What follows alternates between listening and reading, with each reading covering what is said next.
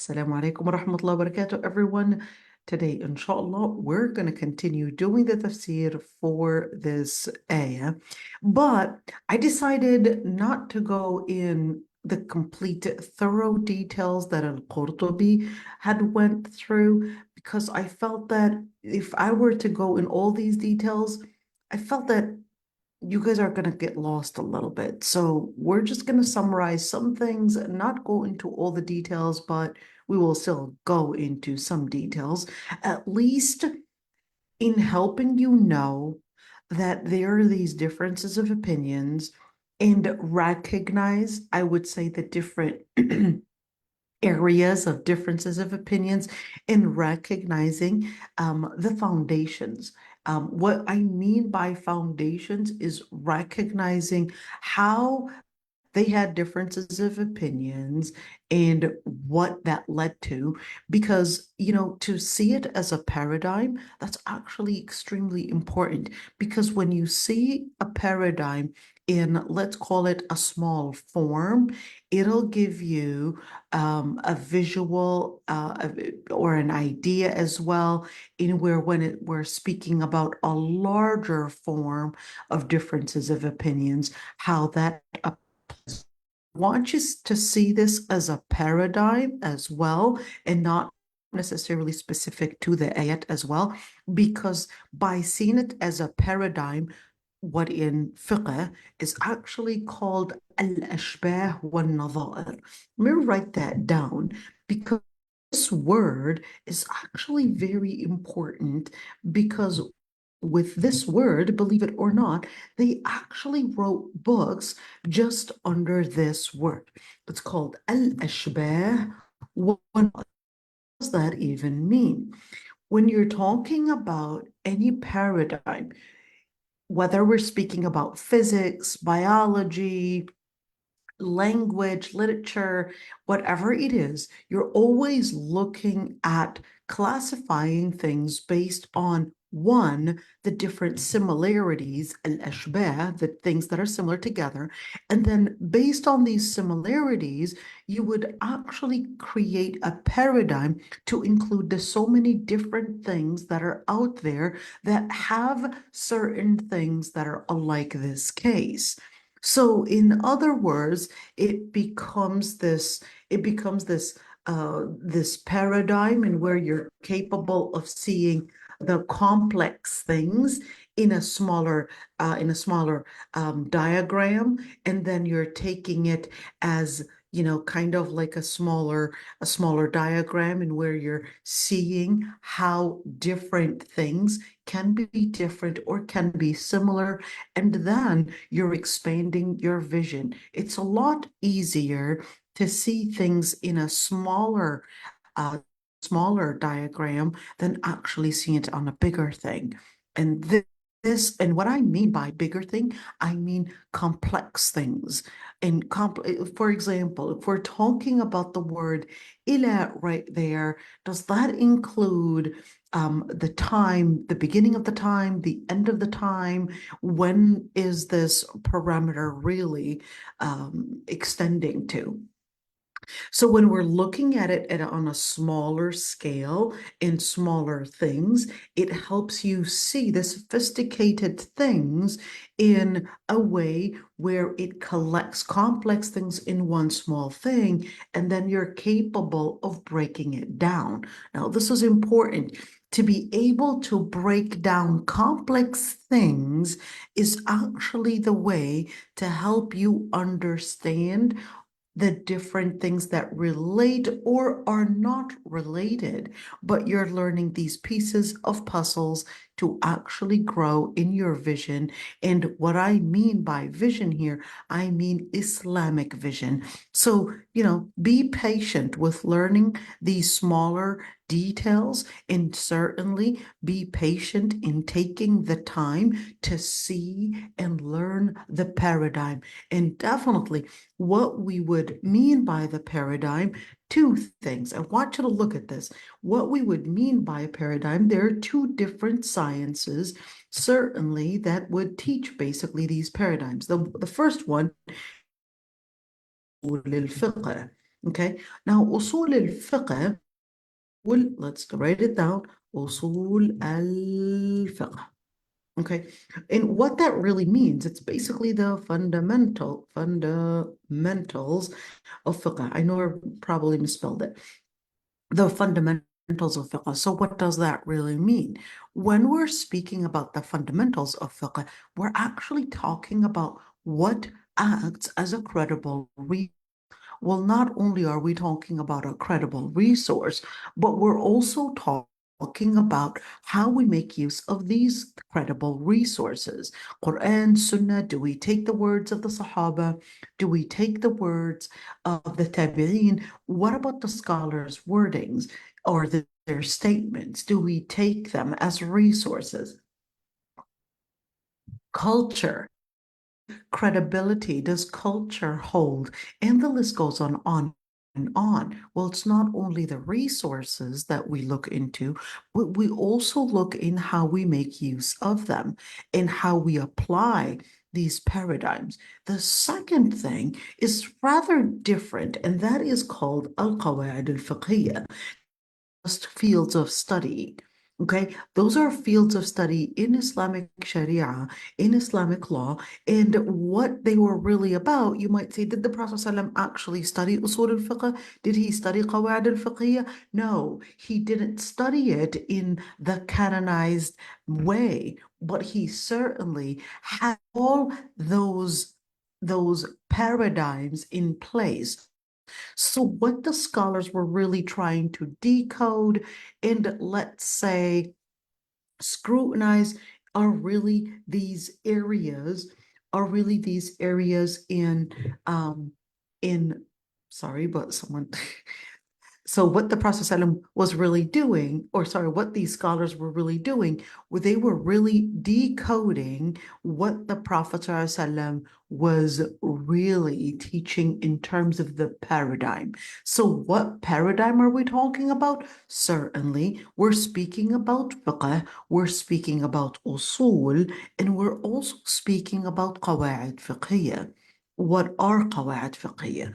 So they're really like legal maxims in where they're general statements that try to combine a number of different matters in Islamic legislature instead of having them separated in that way. So they'll just use a paradigm in order, let's write it down, a paradigm in order to basically help us understand complex matters in simple, short terms, in simple, short wordings for us to remember all those different areas of what actually makes the Islamic ruling. So those are just different areas. We've got al-Qawa'id al-Fiqh, we've got usul al-Fiqh, and of course, certainly it uses the paradigm of al-Ashbah wal-Nadha'ir. So that's why it's important to just learn some things here,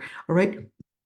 What I'm going to do, I'm not going to go in all the details, like I said. I'm just going to first somewhat of, let's do this. I'm going to use, let's do this. And I want you to look at this one. Ya ayyuhalladhina amanu. And we already talked about Ya ayyuhalladhina amanu and the details of Ya ayyuhalladhina amanu. And of course, that relationship between us and the wording and when it's calling out Ya ayyuhalladhina amanu, how it's actually telling you that if you want to be fitting or if you want to be part of those that are embracing Iman, here's what you got to do. So, إذا قمتم, when you look at the word إذا قمتم, the word قمتم, إذا means if, and قمتم means stand. But this is not necessarily speaking about just standing for prayer, because if a person is ill and they were praying sitting down, they might say, well, this doesn't apply to me. So that's why this is basically here, not literally standing to mean standing, but this is to actually say, if you intend, if you have the intention to basically do what? Ila salah. If you have the intention and you had this, the intention to stand up for prayer, the prayer, well, before you even do the prayer, here's what you got to do. فَاغْسِلُوا وُجُوهَكُمْ. Then wash your faces. But of course, the word غَسَلَ is different than the word, I'm trying to make it simple and easy. La simply means to wipe. Okay, here to wash, sorry. The word غَسَلَ actually means to wash. The word مَسَحَ actually means to wipe. But the scholars had differences of opinions on whether il-ghasl, that is, on whether washing, actually includes what is considered as, let's say, do we actually rub the area, or is it enough to basically, let's call it a splash water on top of a surface? Do we have to splash? Do we have to rub? And what does the word ghasala really mean? And that's where I want you to keep in mind that scholars sometimes can have differences of opinions. The reason why is because even the scholars in Lugha Arabiya, they actually had different definitions, and the reason why they might have had different definitions is really because, remember, you're talking about different cultures, you're talking about different cultures of Arabic language. We're not talking about an American culture, British culture, I don't know, Sri Lankan culture. We're actually talking about those that spoke the language and used the word ghasala.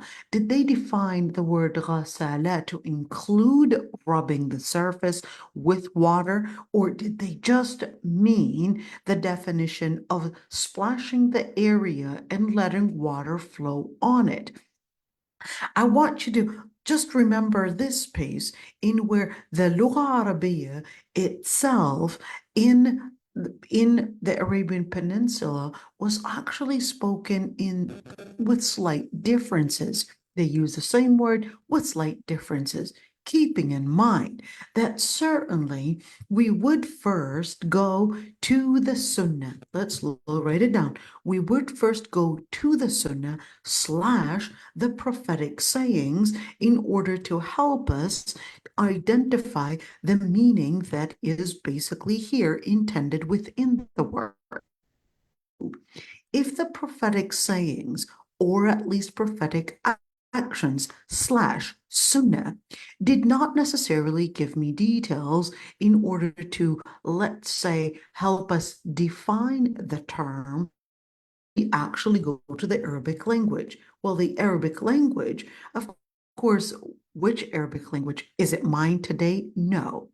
We would go to Arabic language. Now, the Arab, the way, or at least, let's say, preserve their Arabic language is basically through poetry. Now, this poetry was considered as the recorded material and the material that was preserved until 205 dating year Hijrah. Why? Well, that's because that's the date that Muhammad ibn Idris al-Shafi'i had died in. Let's see, Muhammad ibn Idris al-Shafi'i dies in 205 Hijriya. Why him? So it was that Muhammad ibn Idris al-Shafi'i was actually the last person to speak the Arabic and the classical Arabic with no lahn, with no alteration, with no influence from the different other languages, or let's call it different influences that probably had permeated and affected the Arabic language. So here we go. We've got the Arabic poetry can sometimes help us know this. Now, here's one thing. Remember the question. Many times people would tell me, well, can I shape my eyebrows? Can I don't know, just take out the eyebrows that are on the side or whatever the hairs that are on the side. What about the unibrow, etc.? Now, here's one thing. The word, for example, na, ma, sa, in the hadith actually includes all of these areas. So remember time that we were talking about earlier, that's the same thing.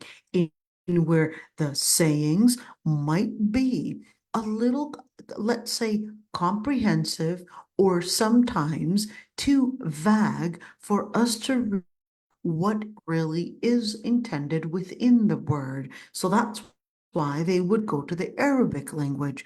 Then the Arabic language can sometimes have differences in what really defines a certain wording. So that's why you'll have differences of opinions between scholars. So this is one reason. Let's say when you're talking about this, I want you to keep this in mind because this is not only relating to words,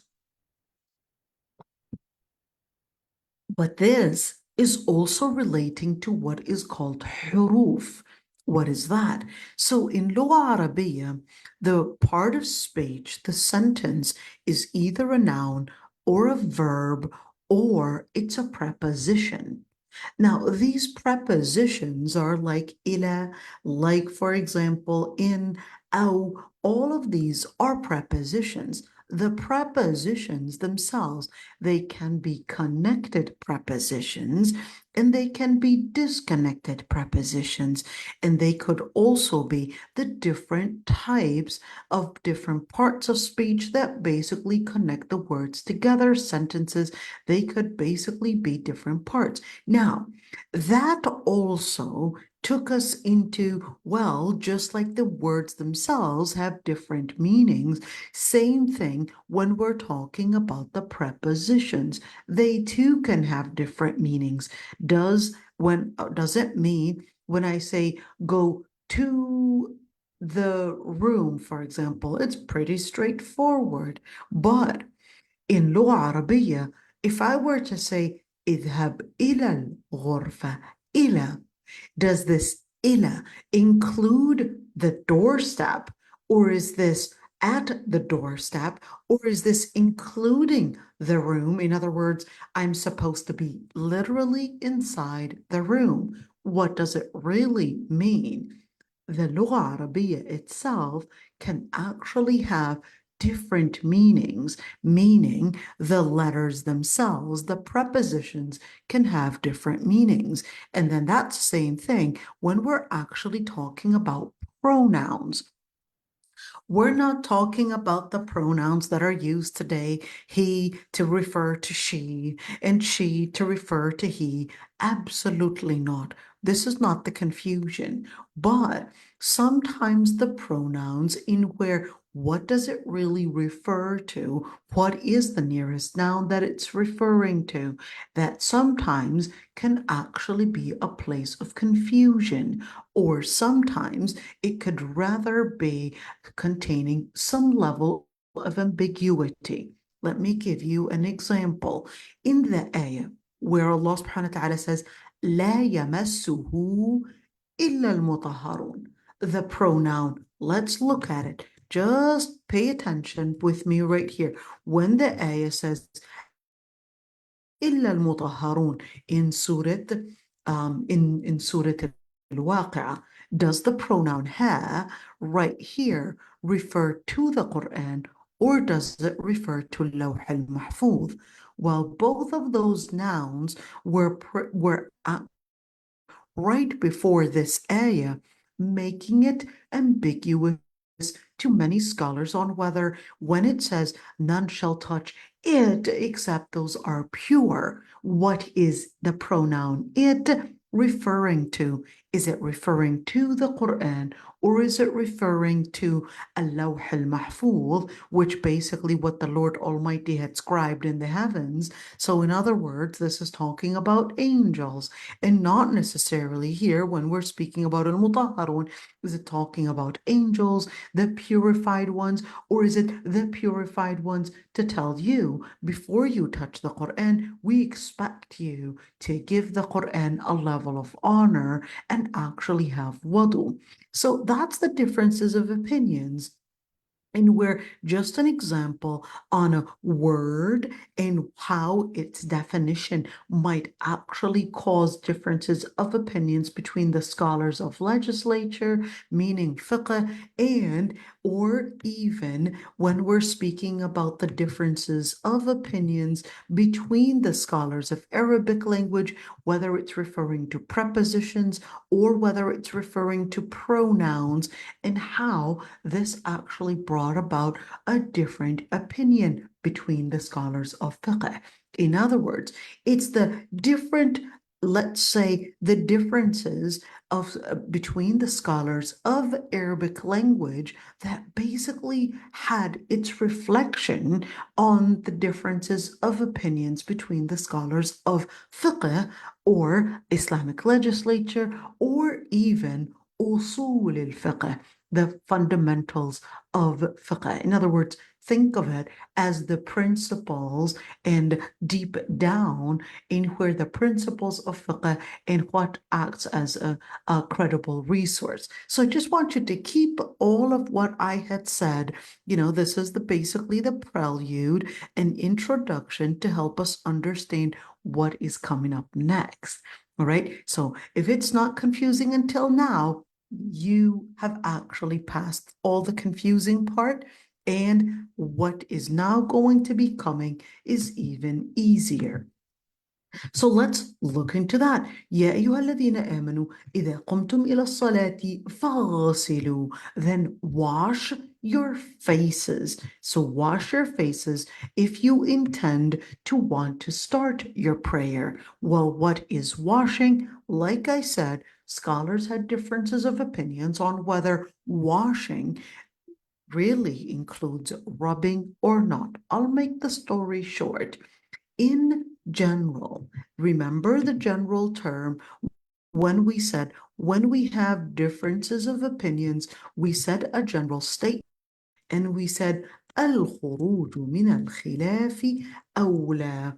In general, staying away from the differences of opinions, and what we mean by that, in we're staying on the safe side and perhaps rubbing your face and washing it to mean splashing it with water, because there's a difference between wiping and washing.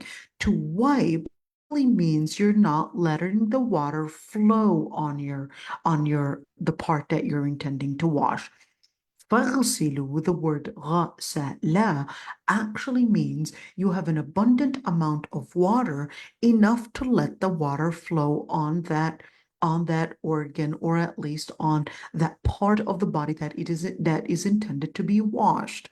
So when we're speaking about al-ghasl, is it just flowing the water on that surface, or is it to flow and rub the water on that surface? We're first going to get like a general tafsir. All right, so this is the first one. Number two, what is al-wajh? So we're supposed to be washing the face. What is the perimeter and the surface of the face really, let's say, bordering?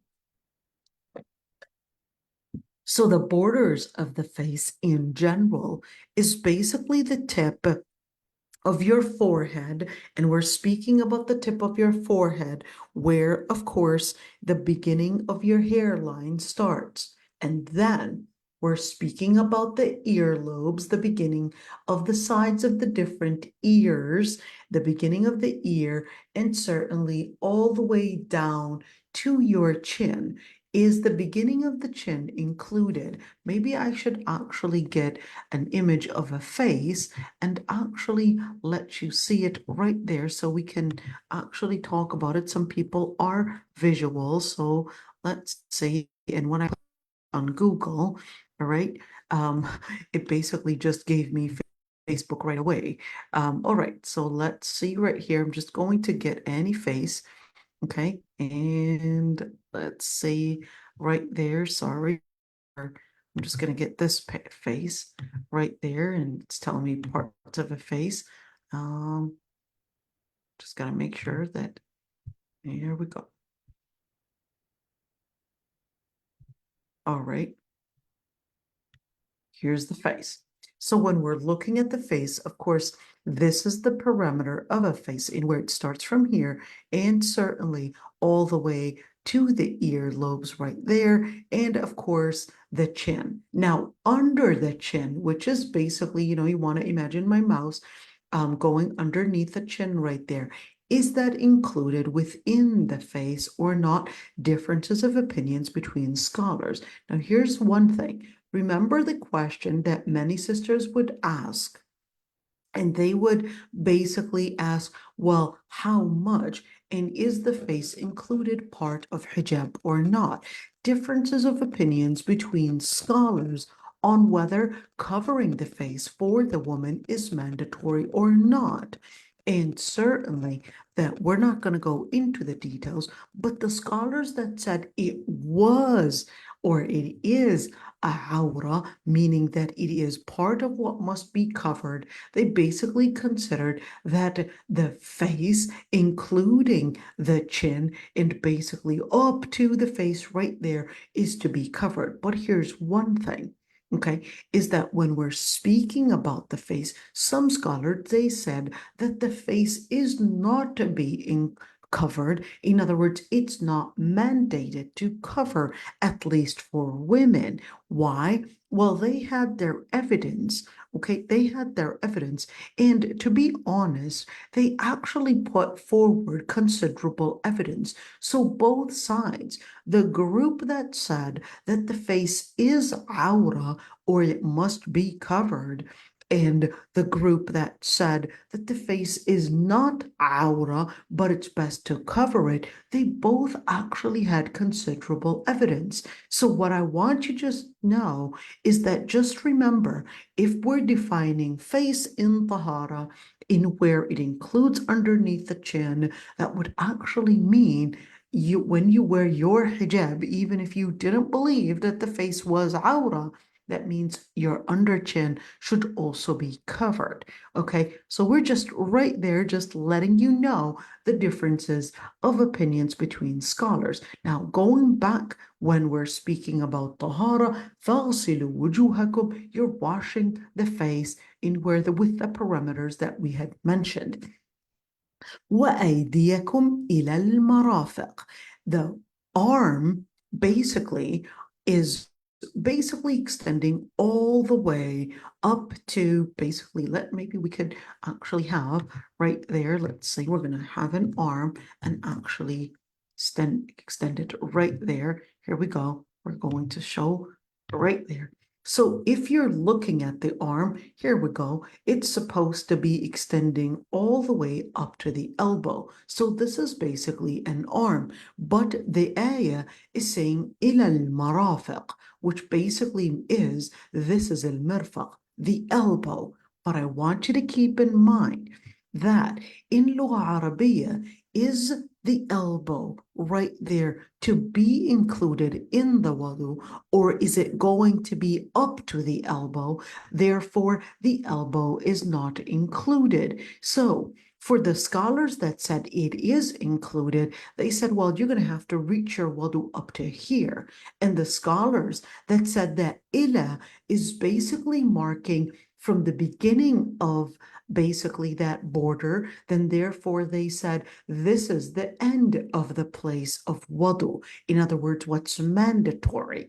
And therefore, they said the elbows are not included. Why? Because they regarded that the word ila and right here is to actually mean up to, and therefore marking the border from the beginning and not from the end. And just keep that in mind. So al-marafiq is basically a plural of mirfaq. Mirfaq is one, marafiq is basically more than one. It's a plural. So ilal marafiq. Now we go for, I want you to notice here, when you're saying فَاغْسِلُوا وُجُوهَكُمْ. Now this up to here, the kum is a pronoun. It's a connected pronoun. Kum is a pronoun. The word is أيديكم. The noun is أيديكم إلى المرافق. وامسحوا برؤوسكم. Up to the kum is basically, here we go. The kum, this one is basically a pronoun. برؤوسكم. Now it's taking us into a different thing. وَامْسَحُوا. The word imsahu is basically to mean to wipe. When we say to wipe, that would actually mean that you're necessarily letting the water flow, because if the water is flowing, that's basically going to be ghasl. But if the word masaha, that actually means to wipe, meaning that there is water on it, but the water is not necessarily flowing on it. So that's masaha biru'usikum. This in Lugha Arabiya is basically with. بِرُؤُوسِكُمْ. Now, you see the little tiny letter bet right here. Maybe I should take you to the actual wording so you could see it. And where, let's see, فَاغْسِلُوا وُجُوهَكُمْ أَيْدِيَكُمْ إِلَى الْمَرَافِقِ وَامْسَحُوا بِرُؤُوسِكُمْ. The actual noun is رأس. Right up to here is basically رأس. This is a pronoun. The waw is a pronoun. The letter ba is a preposition. The kum is basically a pronoun. Just this word right here, look at it. It has a preposition. It has a noun. It has another preposition, noun. Sorry, it has another here pronoun, and you've got another pronoun. Sorry, I confused it. So this is a pronoun. This is a pronoun. Here we go. You know what? Maybe we can color the pronouns in red. I'm going to color the pronouns in red. That way you could see it, right? So here we go. This is a pronoun, and the letter what is a pronoun, and that way you could notice it. Now, the preposition right here in where it said, and you gotta wipe your heads. But the word ba, or the preposition ba, scholars had differences of opinion whether the letter ba is to actually mean part, half, or all. So do we wipe part of our head? Do we wipe all of our head? Or part to mean as much as probably just maybe a couple hairs? And does it mean all of the head? Those are just differences of opinions just on the letter ba. I want you to keep in mind, Lugha Arabiya is very vast. And because the Lugha Arabiya is very vast, very intricate, very detailed, that's why Allah subhanahu wa ta'ala chose the Arabic language to basically be the I have a question. go So, ahead. do we have a hadith that mention like how the Prophet ﷺ would make the Absolutely. wudu? So absolutely, Noura. Of course, we don't necessarily jump to Lugha Arabiya before we even look at the ahadith.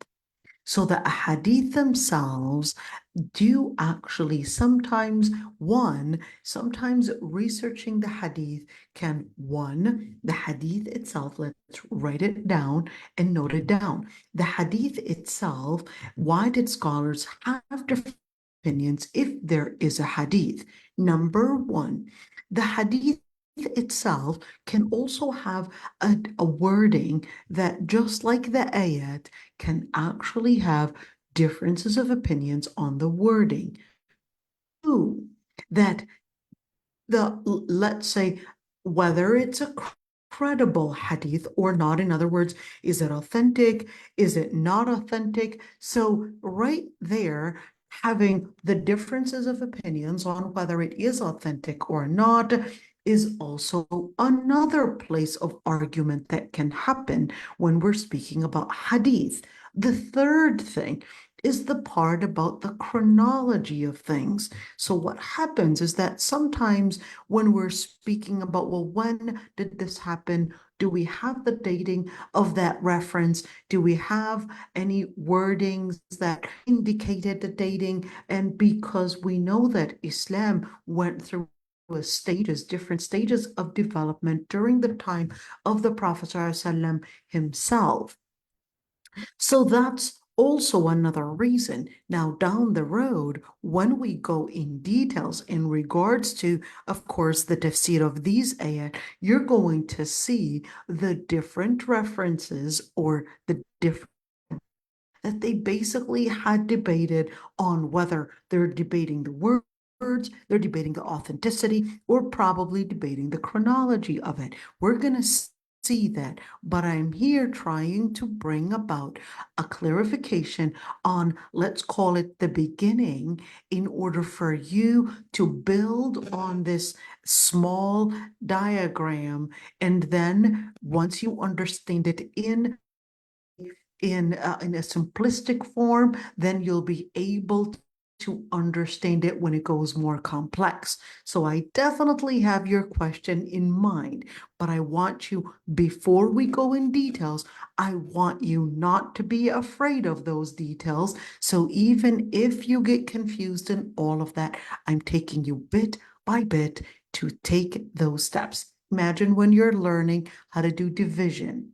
If you don't know how to do subtraction, and if you don't know how to do the multiplication, you're going to get confused on how to do the division, because, of course, you're going to have to learn how to do it, and you're going to have to learn before we get you into the division. I need you to learn the subtraction, and I need you to learn the multiplication. So that's basically taking you step after step. So the word biru'usikum is basically here a place of debate. That's why they had differences of opinions on whether it's part of the hair, all of the head. We're not talking about hair, sorry. We're talking about the head. وَأَرْجُلَكُمْ. Now, this one is rather, I want you to focus with me here, because when you say وَأَرْجُلَكُمْ in Lugha Arabiya, these prepositions, they to and would actually affect the part of speech of it. So this ba, when I would say, for example, masahtu, or maybe if I were to say that there, when it goes on to the noun, it basically gives it a kasra. That ba basically gives it a kasra. So when it is included, therefore, this preposition would make it si. At least this is the end of what the noun is. Therefore, when you look at this word وَأَرْجُلَكُمْ, you could see that this noun is basically right here. Let's break it up. This is a pronoun, and this is the actual noun. This is where the noun ends. But notice that the noun ended with a fatha and not a kasra. What does that mean? It is related to the pronouns that basically had been considered as right here ending with a fatha, because when you're talking, no, wait, sorry, I took it to the nearest one. No, sorry. Okay, this is it. Oh, where was it? Sorry. Oh boy, oh dear. Okay, so when you're, oh boy, Okay, here we go. When you're looking, وَأَرْجُلَكُمْ, this is actually taking it right here. Not, I took you right here, but no, this is not the one. So let me, right here, no, this is not the one. Oh dear, I'm confusing my tools now. Where are my tools? Oh no. All right, anyhow, so, oh, here we go. This is the tool. All right, so when we look at, oh boy, I'm definitely confusing my tools. Okay, so when you look at وَأَرْجُلَكُمْ, you could say that it basically carries on with the same part of speech as the ones that were mentioned to another verb, which is فَاغْسِلُوا. So here we go. Therefore, the feet, the word أرجلكم actually means your feet, or actually القدم means foot, but الرجل actually means leg. So when you're looking at the leg, is it part of what is supposed to be taking the wiping? If it was the case, then it would actually have been وأرجو لكم, but it didn't say li, it said la, which actually means it is part of what takes the part of speech فَاغْسِلُوا. So therefore, there you go, exactly the way you had وُجُوهَكُمْ, in where it was the subject for the verb فَاغْسِلُوا, the subject for the word فَاغْسِلُوا with the hands, and therefore the word وَأَرْجُلَكُمْ is basically right there, the subject for the verb فَاغْسِلُوا. So this is just to help us recognize where we're at in terms of understanding the effect of understanding, of course, the part of speech and so forth. And that way we'll be capable of breaking down all these different areas of how we understand the language of the Quran, because it has very intricate details. وَأَرْجُلَكُمْ إِلَى الْكَعْبَيْنِ. So the word إِلَى is up to. Now, in English, we'll say up to, simple. Up to means the beginning of the border. But in Lugha Arabiya, there's actually a debate between the scholars of Lugha Arabiya on whether the word إِلَى is to mean up to, meaning the beginning of something, exactly the same thing that we discussed earlier before, on whether ila is to mean up to the beginning of the border, the end of the border, including that particular area, meaning what is il-Ka'b? Il-Ka'b is to not mean the heel. The Ka'b is basically the ankle. So is the ankle supposed to be included in washing the feet? Is it not included? Exactly the same way. Is al-mirfaq included? Is the elbow included? Or is it not? So just up to here, we're basically seeing these differences of opinions. وَإِن كُنْتُمْ جُنُوبًا, let's say. And of course, this is up to here in where it's taking us to really understand what we need to do in order to basically start قُمْتُمْ إِلَى الصَّلَاةِ, to start the prayer. وَإِن كُنْتُمْ, and if you were in a state of janaba, what is the state of janaba? The state of janaba is basically the state when a person goes into the climax of sexual desire, whether that was a result of real penetration, whether it's in a halal relationship or a haram relationship, or as a result of reaching the climax due to perhaps masturbation, or whether it was due to a wet dream. At the end of the day, it is basically considered janaba. So regardless of halal, haram situation, we're here just speaking about the state of a janaba itself, in where the person reached the climax of their sexual desire, whether it's a female or whether it's a male. For the male, it's basically ejaculation. For the female, it's basically going to orgasm. Now, in that situation, then the person, in order to go and perform their prayer, they have to be in a state of tahara. Now, here's one thing. When you talk about the word tahara, well, what does that even mean? Because the word fattaharu. Now, here's what the word, the root is tahura. The root is tahura.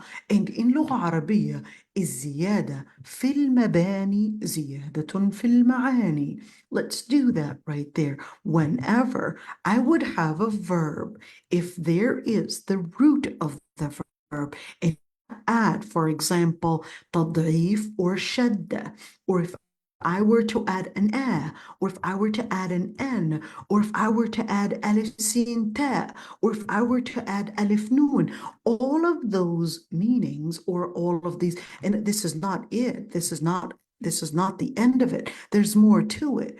But each and every single addition is basically an additional meaning. So ziyadatun, let's write it down. الزيادة, here we go. الزيادة في المباني زيادة في المعاني. What does that mean? Any increase in the actual conjugation of a verb is actually an increase in the meaning. So they don't just add certain extras just to make it look fancy. No, it's not an issue of aesthetics here. It's an issue of an increase in meaning to give you more details. So when you look at فَطَهَرُوا, this is actually to mean right there that shadda, this is not to tell you, well, I'll just go wash my hands and feet and I'll just, it's saying فَطَهَرُوا, and yeah, I'll just clean myself and just go wash my hands. No, because فَطَهَرُوا, the Quran is basically very intricate. So therefore, when you look at فَطَّهَرُوا, that would actually mean that shadda right there. The shadda can mean to do something in a gradual process, can mean an exaggeration, in other words, to go really detailed and, let's say, heavy on something. So when you look at فَطَهَرُوا, that actually means right there within the context, it actually means to go heavy in the amount of washing there is. And that's why when we look at purity, there are two kinds of purity. Sorry, sometimes I'm just confused at what tool I'm opening here. All right, here we go. Two kinds of purity. There's number one, there's the major الحدث الأكبر, which actually requires a complete shower. Okay, complete shower. And what that means, anything that requires a complete shower, whether the person had reached the sexual desire, or whether a woman finishes her period, or whether her postpartum, then in that situation, they basically have to do a complete shower. فَطَهَرُوا. Two, there's the minor impurity, which basically require complete shower, and it's basically حدث أصغر. So when we look at al-hadath al-asghar, we're talking about a minor impurity, so something that just requires that you basically make wudu, which is basically ritual purification. So when we talk about ritual purification, we're talking about washing the face, hands, head, feet, which is right there. So when you look at فَاغْسِلُوا وُجُوهَكُمْ أَيْدِيَكُمْ وَامْسَحُوا بِرُؤُوسِكُمْ وَأَرْجُلَكُمْ, that is basically defining the ritual purification. But in case where there is a complete, or let's say major impurity, when there is a major impurity, in order to remove that, you basically would have to do فَطَهَرُوا, a complete shower. So this ayah is basically here explaining to me that there is a difference between a minor impurity that requires just wudu and a major impurity, which basically indicative imperative in right there and where it's indicated, of course, within the shadda, to tell me that I want you to do more than just a minor impurity, and I want you to go in details in where fattaharu. And certainly there are a hadith to explain how we do that. وَإِن كُنتُم مَرْضَى. Well, there are situations where we can't use water, and whether it's major impurity or whether minor impurity, and sometimes we need to get some details. So that's why the ayah says, وَإِن كُنتُم مَرْضَى. And if you are ill, or what is the definition of illness? We're going to get there. أو على سفر, or if you were traveling, or أو جاء أحد منكم, or if any of you were to come from الغائط. Now الغائط, if of course, if you look at during our times, they basically would say the غائط, and they would consider that غائط is defecation. Well, that's actually not accurate, but it became a word that became common for people to actually use in order to just refer to using the bathroom. Let's call it using heavily. Now, الغائط was actually used to mean the place, considering it like a public restroom, where it was far away, not to be accessible, and then they would do their natural business there. So this ayah was here telling us in situations where you are ill. And what type of illness? Well, when you're going to look at the details, then it will take you farther. Let's see. أَوْ لَامَسْتُمُ النِّسَاءَ. You touch women. Now the word lamastum, the word lamasa, just basically means to touch, but remember how this bat right there, the scholars in Lugha Arabiya, this harf jar, this preposition, they went in details, and is it part, is it half, is it all? Well, the same thing. Remember the general rule in Lugha Arabiya, we said الزيادة في المباني زيادة في المعاني. We said it right there.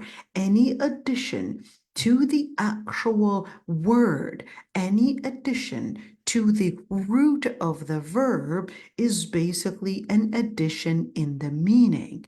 And that's where you see this little tiny right there. Here we go. This little tiny right there, because the actual root is basically la ma sa. Let's actually point that out. So la ma sa. That's supposed to be the root. La ma sa. The ta and mim are basically pronouns, and the a right there, scholars had differences of opinions in Lugha Arabiya on whether the actual a, is it supposed to indicate an exaggeration of a touch, or is this indicating that no, just mutual touch? She touched him, he touched her, and it was Oh yeah, intense, like a handshake, you mean? like a handshake, on whether this is what it's referring to. In other words, there's a mutual intention, mutual consent, or whether, no, this is speaking about an exaggerated touch to actually mean, because of the adab of the Quran, to actually mean something farther, to mean intimacy. Just that word. They went into all these debates. Well, why would they go in debates? Just make it easy, bro. Well, let me tell you one thing. Because they wanted to learn Islam, because they recognized that the words of Allah subhanahu wa ta'ala and the ahadith are very intricate, they're very detailed, there's everything from Allah subhanahu wa ta'ala, they really wanted to go farther than the surface. They cared about learning as much as they can in Lugha Arabiya, in Hadith, because they were concerned that they wanted to follow exactly what the Quran was saying. So here, أو لامستم النساء فلم تجدوا ماء فتيمموا. And if you touch women and you don't find water, or if you can't find water, in other words, I put in my effort to find water, but I couldn't find water, فتيمموا, then in that situation, do tayammum. So what are we looking at? We're looking at situations when the person can probably find water, but they're not able to use water because they are sick, or probably had water, but there's scarcity of water because they're on a journey. Or perhaps that the situation required some, let's say, deep cleansing because they were using their natural business. It required it required further purification, but they didn't have water, whether that was a minor impurity or whether, according to some scholars, a major impurity, and they couldn't find water, or they found water, but it's actually called al-ma'dum al-hukmi. Or, in other words, they do have water, but because of their illness, they can't use water. They were not recommended to use water. Then in that situation, فَتَيَمَّمُوا, use dry purification. How do we use the dry purification? We'll get into that detail later. صَعِيدًا طَيِّبًا. What is a sa'id?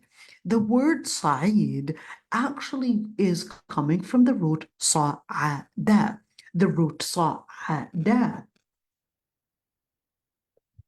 actually means to go on surface of something, of anything. So when you look at صعيدا, this in لغة عربية, remember, الزيادة في المباني زيادة في المعاني. When you look at that, what this is describing, صعيدا, anything that is basically surfacing the earth. And that's where the Shafi'i comes in and says, well, anything that surfaces the earth, whether it's rocks or whether it's soil or whether it's sand, in order for us to know whether we can use it for wudu or not, or let's call it for tayammum, dry ablution, it would basically be something that cannot be burned by fire. Stones, soil, or sand, it basically turns off fire and not make it stronger. Certainly, the stones do overheat, but they don't basically burn. And it's quite interesting. طيبة, what type of sa'id are we using? Well, the type of soil, the type of sand that is basically pure. If you're seeing an actual contamination on it, well, I'm sure you'll be able to find abundant resources of basically soil, sand, and rocks that you could use. But here's one thing, just on a side, we're going to go in further details. Can we use soil? Well, that all scholars agreed on, but they had differences of opinions on whether we can use rocks. They also had differences of opinions on pebbles. They also had differences of opinions on sand. So just letting you know. Why? Because the word sa'id, most of the times, it actually meant the soil. فَامْسَحُوا بِوُجُوهِكُمْ وَأَيْدِيكُمْ مِنْهُ. Well, how do I actually use this dry ablution in case of whether the water was available, but it was not something that is healthy for me to use, or whether there's a scarcity of water due to journey or probably scarcity of water for survival, or whether it was scarcity of water due to probably considering priorities, or probably that scarcity of water where I was supposed to be in a state of janaba, but then I didn't have enough water because perhaps the person was supposed to be doing a major impurity cleanup, i.e., that is making a shower. So in that, Or if the water was contaminated. or the water was contaminated. So this ayah right there is saying, صَعِيدًا طَيِّبًا. Here's what you can do as an alternative to those circumstances. Basically, use that soil. فَامْسَحُوا بِوُجُوهِكُمْ. Wipe on your faces. And وَأَيْدِيكُمْ مِنْ. And also your arms with it, or your hands with it. And this is in order to bring about basically the ruling in regards to those different circumstances. Now, here's one thing. The different circumstances, Allah subhanahu wa ta'ala is telling you that all of that is basically to let you know of an important paradigm, an important wisdom in Islam is that Sharia, al-ibra بعموم اللفظ لا بخصوص السبب. This is what we would always say. Let's write it down. العبرة, here we go. العبرة بعموم اللفظ لا بخصوص السبب. We mentioned that before, in where when you look at the theme, the wording here is saying that the Lord Almighty does not want to make the religion hard on you. In other words, a burden on you. Allah subhanahu wa ta'ala does not want that. In other words, here, when you look at al-ibra bi'umum al-lafzi la bi-khusus al-sabab, the theme is in the generalization of the statement and not necessarily in the context that it was mentioned in. So right here, you can apply this on everything in Sharia, that the Lord Almighty did not want to make religion or the practice of legislation hard on you. And that's why Allah subhanahu wa ta'ala laid out the different circumstances in order to let you know that it's actually coming in, one, as something that is to make your life easier, two, as something that is supposed to make you in a better circumstance, whether it's health or whether it's life or whether it's basically to make you inside and outside basically living a better life. So when you're looking at this is extremely important. Many would think that legislature is an obstacle. Allah subhanahu wa ta'ala is letting you know legislature is not an obstacle, but is supposed to be an ease. So when you would think, oh, I still have to pray, oh, I still have to wear the hijab, oh, I still, no. You would actually see that everything in this world, you cannot cut corners. The second you cut corners, you're actually bringing in hardship. We spend 4 years trying to get a bachelor's degree, perhaps a college degree, a university degree, in order to make 40 more years easier on us, or that's what it was supposed to do. And same thing, you might take 4 more years of master's, and it might actually even increase your chances of finding ease in your life. And that's the same thing in where even in Islam, something you might consider a burden, maybe hijab, maybe wudu, maybe, oh, you can't work in this place because it's haram or whatever it is. Allah subhanahu wa ta'ala is telling you, well, that's basically to remove a large number of different hardships that you may not recognize would actually come your way if you were not to apply the words of Allah subhanahu wa ta'ala. The same exact paradigm. Remember ashbah and nadha'ir? And that's the same thing. You might think of wudu as, oh, it's a burden. Oh, I have to make wudu now. Oh man, now I have to cleanse my clothes. Now I have to cleanse my body, etc. Well, that's to remove a large number of burdens of probably one, whether we're speaking about outside contamination, physical contamination, or whether we're speaking about internal. Sometimes you need that water to basically go over your skin, your pores, your sensory, to help you remove a large amount of anxiety. It basically takes your focus from focusing probably on a problem or focusing on different things. Allahu A'lam, how different contaminations can actually affect even our heart or our mind or our focus or even our mental health. So when you look at that, Allah subhanahu wa ta'ala is telling you, no, it's actually to remove the burden. It's basically to get you in a state of health, in a state of even recognizing your spirituality. It's in taking you in a state of closeness to Allah and not distance from Allah. There's a difference between you putting an effort to getting closer, and therefore you may not recognize how to get closer to Allah subhanahu wa ta'ala. So Allah subhanahu wa ta'ala is telling you, well, that's actually the way to get closer to Allah.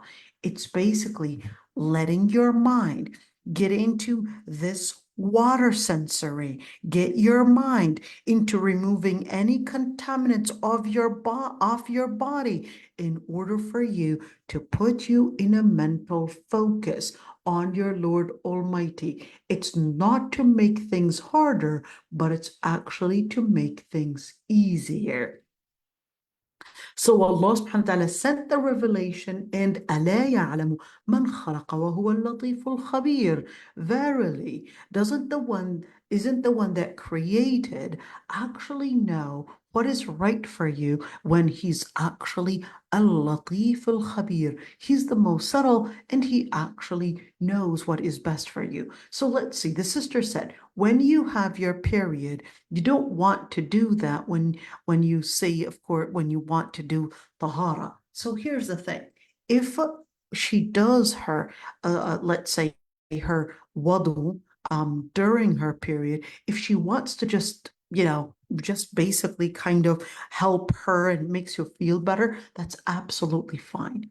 All right, absolutely fine. But if she was doing it as a ritual thing, well, that's a bid'ah, because anyways, you know that right away while you're doing your wudu is going invalid as you do it, because you're getting your period. But if you would like to do that to basically, let's say, to help you just get into, I guess, this type of cleansing, that's absolutely fine. What's the evidence? Well, the Prophet ﷺ, listen to this. The Prophet ﷺ, when he was in a state of janaba, a major impurity, after intimacy, even though what removes that state of janaba is only a major shower, but he still used to do wudu before going to sleep. Even though, look at this, even though what actually applies to remove the impurity is a major shower and not wudu, but he still did wudu to basically reduce the contamination. Can a woman during her state of period and while she's menstruating actually do wudu to help her maybe increase or get her into a state of, not necessarily a state of a major purity, but at least to help her get into that cleansing and taking the inspiration from that hadith? The answer is yes, she can. All right, let's continue. وَلَكِ يُرِيدُ لِيُطَهِّرَكُمْ. Of course, in the Quran, there's always this paradigm of where it negates something and affirms something. Exactly like when you look at La ilaha and then it says illallah. La ilah is negating the existence of a God, but then illallah is affirming that there's only one God worthy of worship. So same thing here when it said ما يريد الله ليجعل عليكم من حرج, that Allah subhanahu wa ta'ala does not want to make the religion, or at least the practice, in any way a burden and a hardship onto you. ولكن, now it's affirming, but يريد ليطهركم. The main intention behind all of this is basically to take you in a state of purification. ليطهركم. It's in order to purify you. In other words, what you see here in where the real relationship is salah. What does salah have to do with whatever is on our body? So Allah that your spirituality, there's a direct relationship between what is touching your body and what is actually affecting your inside and your focus and even your what you put on your body and the different contaminants and what you feed your body. Because remember, when you looked at the ayat before, these were actually talking about what you feed your body. So now the ayah is actually taking you to letting you recognize that your faith is not only affected by what you eat or affected by what you feed yourself on the inside, but it's also affected by what is touching your body. This is rather interesting because the ayah, remember, all of the time before we were actually talking about what you feed your body and the different things that you can hunt and all of those different, remember that. Now it's telling you your faith, what goes inside and what touches your body. And certainly later on, it's actually going to take us into, well, even the behavior is also going to be affecting your faith. All of these different areas, you would not be capable of knowing them through science because our data and our mind, our intellect, basically is limited to know all the details. Well, we don't even know what ruh is. We're not going to be able to detect the ruh, let alone even knowing how it's impacted by whatever that touches our skin, or whether it's impacted by the things that we consume or the behaviors that we would do. Because the ruh itself / the spirit is actually something that is considered part of the unseen, in where even when Allah subhanahu wa ta'ala mentioned in the ayah, وَيَسْأَلُونَكَ عَنِ الرُّوحِ, they ask you about the spirit. قُلِ الرُّوحُ مِنْ أَمْرِ رَبِّي. Tell them that it's from the hidden matters that Allah subhanahu wa ta'ala had basically considered as part of al-ghaib. It's basically part of the secrets of the Lord Almighty. قُلِ الرُّوحُ مِنْ أَمْرِ رَبِّي وَمَا أُوتِيتُم مِّنَ الْعِلْمِ إِلَّا قَلِيلًا. And keeping you aware and mindful that the amount of information that you're capable of, let's say, getting or experimenting, or whether it's knowing through different studies, the amount of information, the amount of data that you as a human being have, Allah subhanahu wa ta'ala says, وَمَا أُوتِيتُم, what you were given. So whether that came by chance to know, experiment, whether it came through research and doing different things and doing the different ways of figuring things out and all of that, at the end of the day, it is very minimal. It's ما أوتيتم من العلم إلا قليلا. It is very minimal, and certainly that minimum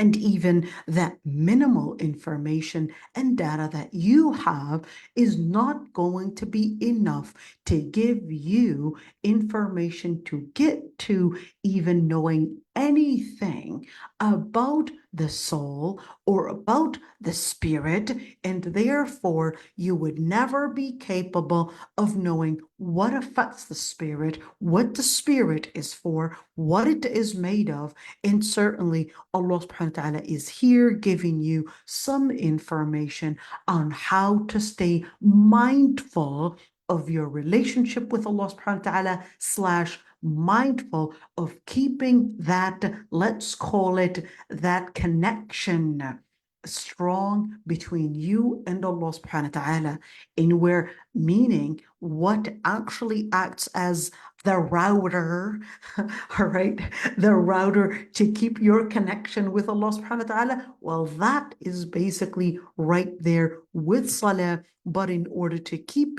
your, of course, your router / of course, we're speaking about the spirit here, your relationship with Allah subhanahu wa ta'ala strong, and considering that area and where it's picking up those signals is that what you eat, what is touching your body, what you're looking at, what you're hearing, all of that is all considered data that is being processed in your brain, in your body, and certainly in your heart without you recognizing. How to remove some of the contaminants. Allah subhanahu wa ta'ala is telling you, well, it depends on the contamination. But it depends on the contamination. Some of it requires water. Major impurity requires complete shower. Minor impurity requires wudu, and some of it actually requires a word that you would say, La ilaha illallah, ashhadu an la ilaha illallah. You might need to actually remove certain contaminations by actually doing dhikr. So wudu is a type of dhikr, certainly. When we're speaking about dhikr to actually mean wording, it's a type of dhikr. All of those are basically in order to remove the different contaminations. And where Allah subhanahu wa ta'ala says, وَلَكِنْ يُرِيدُ لِيُطَهِّرَكُمْ. What is it? Tahara. The word tahara actually means to go back to the pure statement someone was in. In other words, to take you back to the natural instinct you were created in. You were created with no sin. You were created with no contamination. You were created to have a relationship that is based on fitrah. So when you look at the tahara, that's basically to let you know you are removing the contaminants off your body, or removing that the main reason, the main goal in Islam is to remove different contaminations, whether mind contaminations, called basically the different misconceptions, or whether it's the heart contaminations, whether it's basically the lust or shubuhat and shahawat, the different desires, or whether it's the actual contaminations, whether we're speaking about contaminations probably made coming from human discreting different substances or whatever it is, or animals, then Allah subhanahu wa ta'ala is telling you, well, the main reason, the main object behind Islam is basically to get you into the natural state that Allah subhanahu wa ta'ala created you in, free from any contaminants that contaminate your mind, body, and heart. Got it? Let's move on. وَلِيُتِمَّ نِعْمَتَهُ عَلَيْكُمْ. And that's in order to complete. The word yutim is basically to say that there are different blessings that we can sense, we could see. Somebody can be Elon Musk and basically have all the money and have all the different things. Does he have a ni'mah? He certainly does. And here Allah subhanahu wa ta'ala is basically telling you your ni'mah, no matter how much money you had, or even health you had, or all the different things you might actually consider yourself as lucky to have them, then these privileges are still going to be missing until you basically embrace the biggest and most important blessing, which is the blessing to feel irrida, content on the inside. You can have all the bounties that surround you, but true happiness is coming from inside. True content is coming from inside.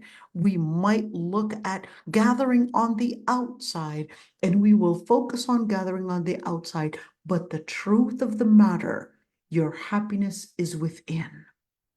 Your satisfaction is within.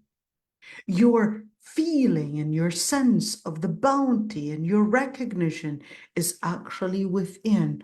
And that's why Allah subhanahu wa ta'ala says, لَعَلَّكُمْ تَشْكُرُونَ. Well, you won't be, look at this, the word لَعَلَّ, so that you may be.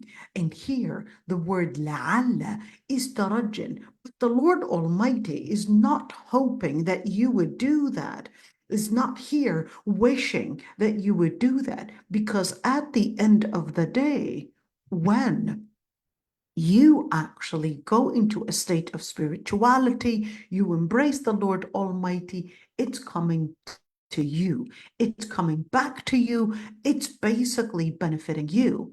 When, for example, you would hear, let's say, go to the doctor, you are the one that's in need of going and seeing the doctor. Now, when you see the doctor and the doctor is giving you a diagnosis, that's basically to help you recognize your place of illness and what you need to work on.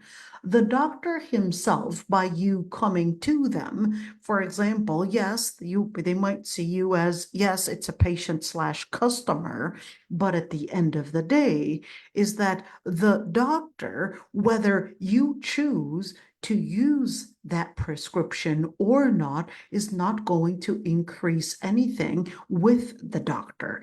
If you choose not to use the prescription, well, all right, that's your choice. He can't force you. And that's the same thing. In where, وَلِلَّهِ الْمَثَلُ الْأَعْلَى. Allah subhanahu wa ta'ala, by you applying such rulings, in applying the recommendations or the obligations that Allah subhanahu wa ta'ala had obligated to you, is basically not going to increase anything with Allah subhanahu wa ta'ala. It's coming to benefit you. It's benefiting you if you choose not to apply this prescription that He's helping you recognize what is good to you and what is good for you and the healing for you. That's basically not going to add anything to Allah subhanahu wa ta'ala. Whether you apply it or whether you refuse to apply it and you decide to cut corners, it's not going to affect Allah subhanahu wa ta'ala. It's something that is helping you. And that's the same thing in the hadith, the Prophet ﷺ said, even if all of you were coming to Allah subhanahu wa ta'ala, in where you are worshiping Allah subhanahu wa ta'ala like the best of the jinn and the ins, it would not increase anything in Allah subhanahu wa ta'ala, not in His power, not in His encompassment, and not in His authority, because the Lord Almighty is the Lord and is the Master and is the God, not because you worship Him, but because that is the reality of who God is. And that's basically to understand, لَعَلَّكُمْ تَشْكُرُونَ is not because the Lord is in need of you taking the prescription, but that's because it's best for you, because He created you. You need such, let's say, supplements. You need such things to help you move on in your life. He created your life and He knows what to move on and what is basically needed to sustain your life, to sustain your living. He is the one that you, and he knows that part of what sustains you is basically ibadah, is basically worship. It's part of what is considered as created a part of you and should not be disregarded. And that's what Allah subhanahu wa ta'ala is telling us, لَعَلَّكُمْ تَشْكُرُونَ, so that you would be thankful. But here's one thing. Thankful for what? Well, you would not be capable of knowing shukr, in knowing how to be thankful, if you didn't recognize the bounties that surround you. And in order to recognize the bounties that surround you, you really need to recognize the Lord Almighty, and recognizing it actually comes by recognizing that the rizq, the different bounties that you got, were not necessarily by your effort. You put in the effort, but someone else could even put a bigger effort than what you put in, and they may not get the same results. Therefore, to recognize that the rizq, that the biggest rizq, that the biggest bounty that you would actually get is to your faith, is to recognize your Lord Almighty, is to recognize your path and the purpose that preceded your existence.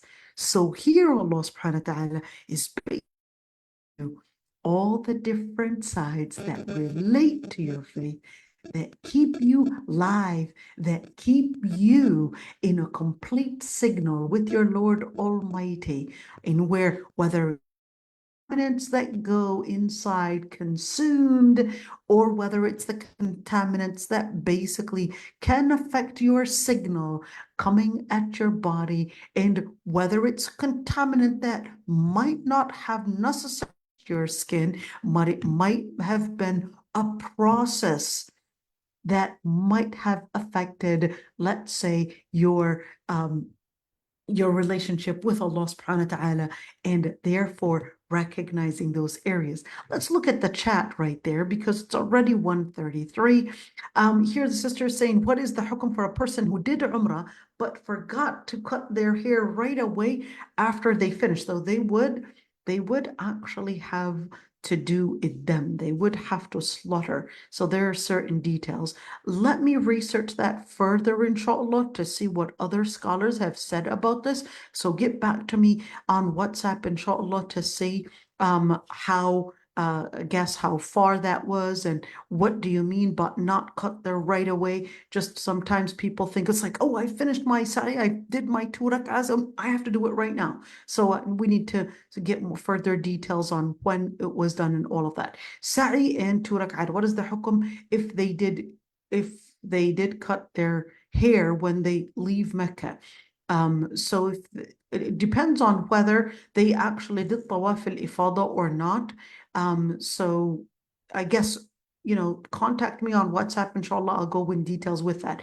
If someone tells me buru'usikum has a kasa because of harf al-jar al-ba, doesn't be, so yes, harf al-jar al-ba is basically the reason for buru'usikum. So definitely they're actually right. Doesn't have a harf al-jar before it showed. Okay, so when you're looking at arjulakum, this is ma'atufa ala al-mansubat. So here's al-mansub. So I'm just here, sorry, I'm using the technical term because the sister obviously has an idea of the technical terms right there. So al-arjul ma'tufa ala al-mansubat, which basically is going for الفعل فاغسلوا. So this is right there, and where فعل المفعول به. So this is معطوفة على بقية المفعولات right there. So this is to explain it. Okay, we answered that one. Are we able to cut relations from people who hurt us that are not family, Muslims, or neighbor, or should we just distance ourselves, keep the relationship open and still on good terms? No, sometimes you have to cut. Sometimes it's important to cut the relations there, except if it's parents Or if it's siblings, that's a different story. But certainly, certain times, you really got to cut those relations. If they're basically affecting your deen, they're affecting your mental health. Sometimes it's basically necessary to just keep distance or even completely cut those ties if they're basically harming you. So definitely, it's not always that I have to be nice to everyone. So Islam's not like Christianity. If they slap you on your right face, turn your left face to them. No, sometimes, hey, you got to keep away. Oh, girl, you better believe it. Sometimes you really got to keep distance and keep these people away, because if they're harming you, you definitely got to keep yourself safe and got to keep yourself in those areas in where if they're harming you, the best way to do it is basically, you know what, block them. That's simple. Yeah, in Islam it basically tells you your mother and father, those are a red line. There's no way that you can block your mother and father, no matter how far they went in harming you. You cannot block them. Okay.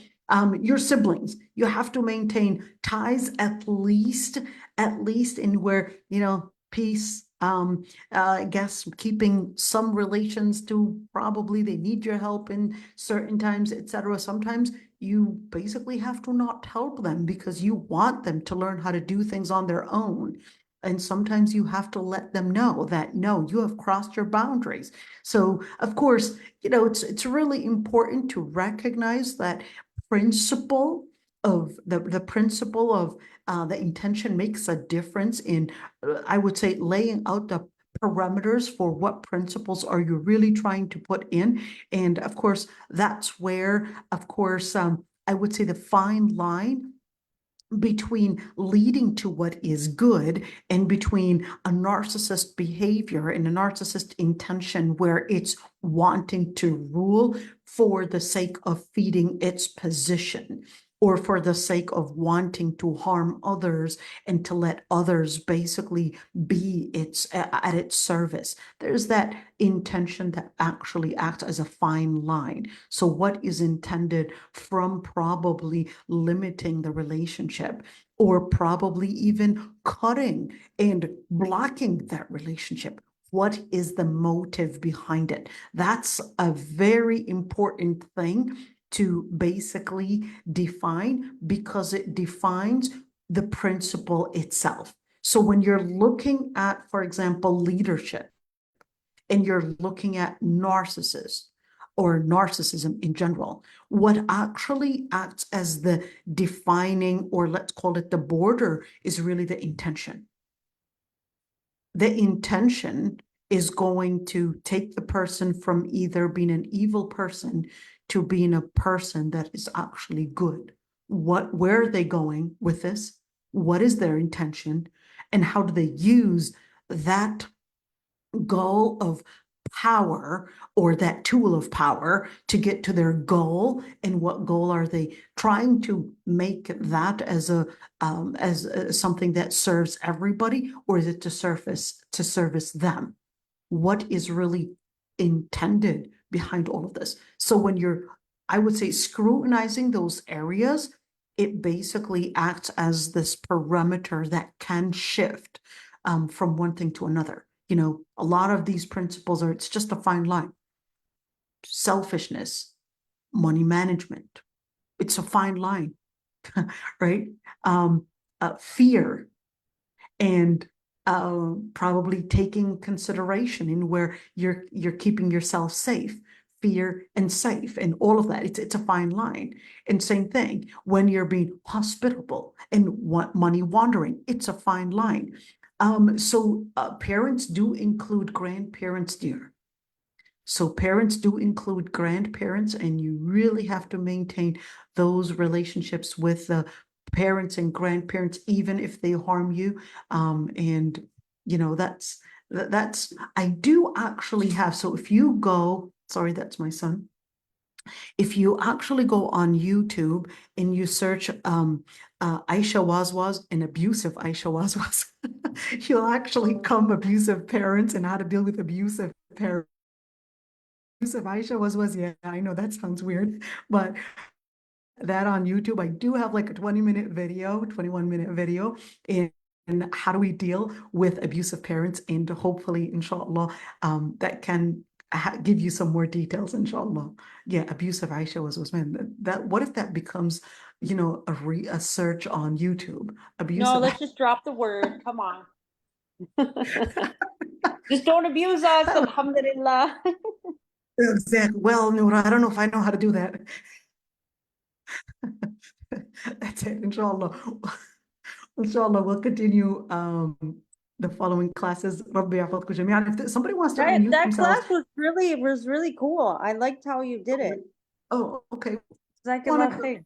I didn't want to actually go in Tafsir al-Qurtubi with those kind of details and get you lost. And it's like, oh, where are we now? So I thought it would be best if I would actually break it down, and then little by Yeah. little probably make you grow. Alhamdulillah. Alhamdulillah. Step by step. Alhamdulillah. Step by step, exactly, step by step. So this is it, inshallah. If there's anybody that would like to unmute themselves, go ahead. I'd be happy to listen.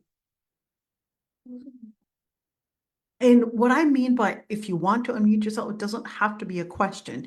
It can be a suggestion. It can be, I don't know, a comment on anything. That's okay too. I guess everybody's like, we're done, going to sleep. All right, so this is it. And assalamu alaikum wa rahmatullahi wa barakatuh. How do you do this way?